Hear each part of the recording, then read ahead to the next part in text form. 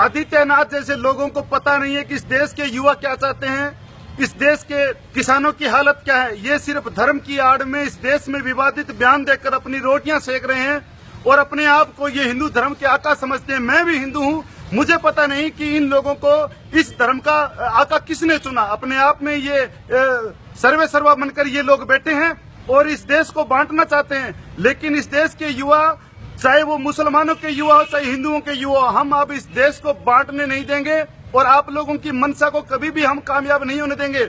आपको पता नहीं है कि जिस संसद की कैंटीन में बैठकर आप खाना खाते हो, वो रोटी का आटा सिखों के खेत से भी आता है, हिंदू के खेत से भी आता है और मुसलमान के खेत से भी आता है। लेकिन तुम लोगों को पता नहीं है, तुम वास्तविकता से हटकर तुम लोग जी रहे हो, ये हम सब जानते हैं। तुम तब कहाँ गए थे जब तुम्हारे ब्रांड एम्बेसडर बाबा रामदेव दिल्ली की सड़कों पे औरतों के कपड़े पहन के भागे, तब तो तुमने कोई बयान नहीं दिए।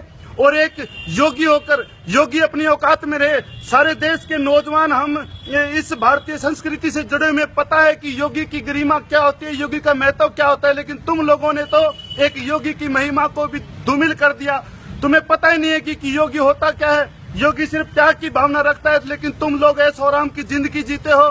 5 रुपए का नकली माथे पर चंदन लगाकर तुम लोग इस देश को ठगना चाहते हो। मगर अब ये देश वो देश नहीं रहा। मैं फिर आदित्यनाथ जैसे लोगों को चेताना चाहता हूँ कि तुम लोग कितना भी जोर लगा लो, तुम्हारे जितने भी तुम लोग कट्टरपंथी हो, चाहे हिंदुओं के कट्टरपंथी हो चाहे तुम मुसलमानों के कट्टरपंथी हो, तुम लोग इस देश को दो फाड़ नहीं कर सकते और तुम्हारी औकात इस देश के भाईचारे से बड़ी औकात नहीं है।